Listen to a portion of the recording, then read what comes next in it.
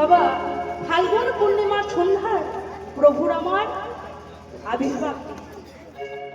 জন্ম তো বলা যায় না, জন্ম আমাদের মতো মনুষ্য জীবের হয়, আর মহাপুরুষদের হয়েছিল আগমন বা আবির্ভাব। আচ্ছা বাবা, আমার গৌর সুন্দরের আবির্ভাব তিথি কোনটা জানা আছে আপনাদের? জানা আছে? মায়েদেরকে বলছি, জানা আছে? না, এই তো কয়েকদিন পর দোল পূর্ণিমা, সেদিন ওই নবদ্বীপ ধাম আলো করে আবির্ভাব তিথি হয়েছিল আমার গৌর সুন্দরের। আচ্ছা বাবা, এই যে বলছি দোল পূর্ণিমা আর হোলি, হোলির বৃত্তান্ত কিন্তু আলাদা আর দোল পূর্ণিমা কিন্তু আলাদা। একটু বলি ছোট করে। ভক্ত প্রহ্লাদের কথা আপনারা সকলেই শুনেছেন। তার পিতা ছিল হিরণ্যকশিপু।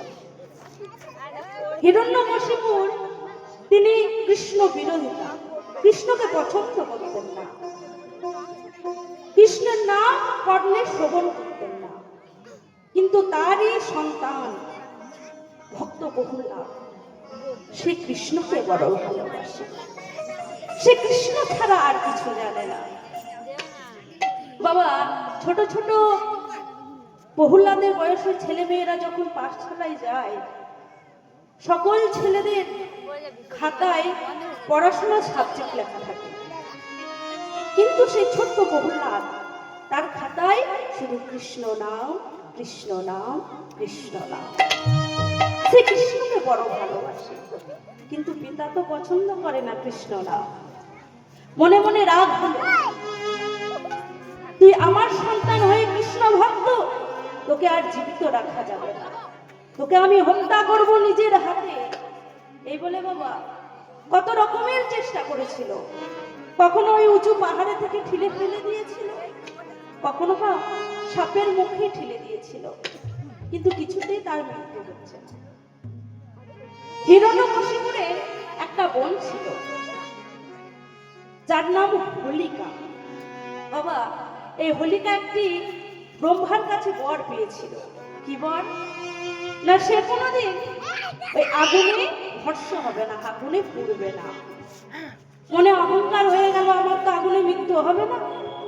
তাই দাদাকে বলছে, দাদা, প্রহ্লাদের যখন মৃত্যু হচ্ছে না, তবে একটা কথা শোনো দাদা, তুমি একটা অগ্নিকুণ্ডের সৃষ্টি করো, এবং আমার তো আগুনে মৃত্যু হবে না, আমি তোমার ওই প্রহ্লাদকে কোলে লয়ে ওই অগ্নিকুণ্ডে বসবো, তাহলে প্রহ্লাদ ওই আগুনে পুড়ে ভস্ম হয়ে যাবে। বাবা, হিরণ্যকশিপুর একটি অগ্নিকুণ্ড সৃষ্টি করলো। সেখানে হোলিকা তার ওই প্রহ্লাদকে কোলে লয়ে বসে,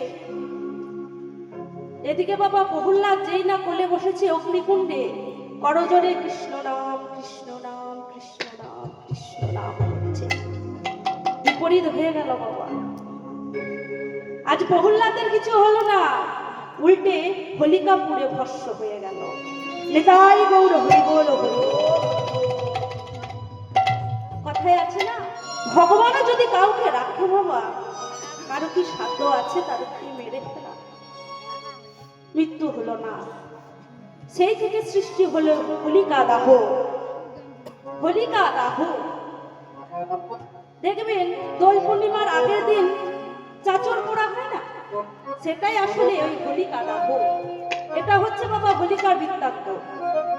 আর এই যে দোল পূর্ণিমা আমরা ভাবি যে আবির খেলার দিন, তা নয় বাবা। এই দোল পূর্ণিমার দিনে আমার মহাপ্রভু নবদ্বীপে এসেছিলেন, আবির্ভাব হয়েছিল আমার মহাপ্রভু।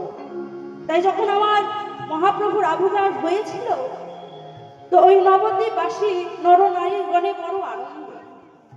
তাই সকলে খোল করতাল লয়ে মহাপ্রভুর আগমনে তারা আবির খেলেছিল। নিতাই গৌর হরি বল হরি বল।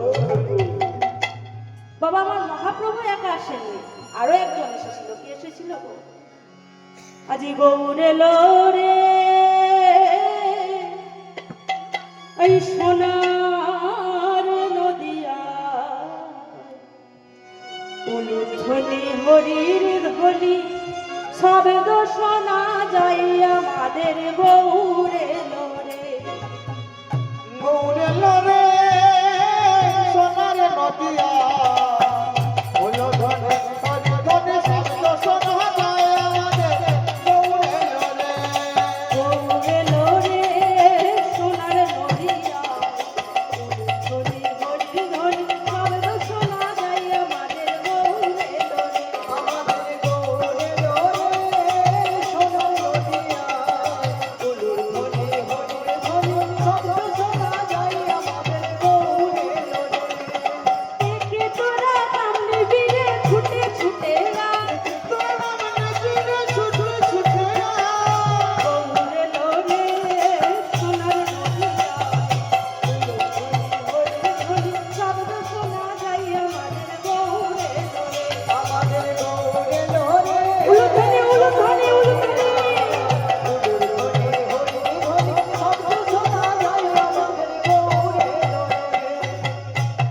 বাবা একটু আমার মহাপ্রভুর আবির্ভাব দিত মহাপ্রভু এসেছেন আর কে এসেছেন আর কে এসেছেন নিত্যানন্দ প্রভু তাই কি বললেন কে কে তোরা নামলি বীরে ছুটে ছুটে আয় কে কে তোরা নামলি বীরে ছুটে ছুটে আয়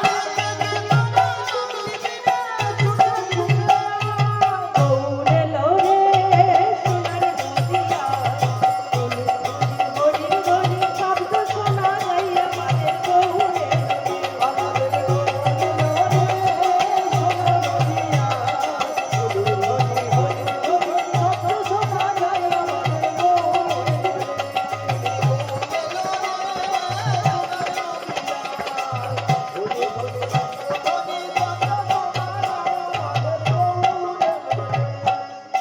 তাই আজ আমার মহাপ্রভু ভব নদীর ঘাটে গিয়ে সকল ভক্তকে ডাকছেন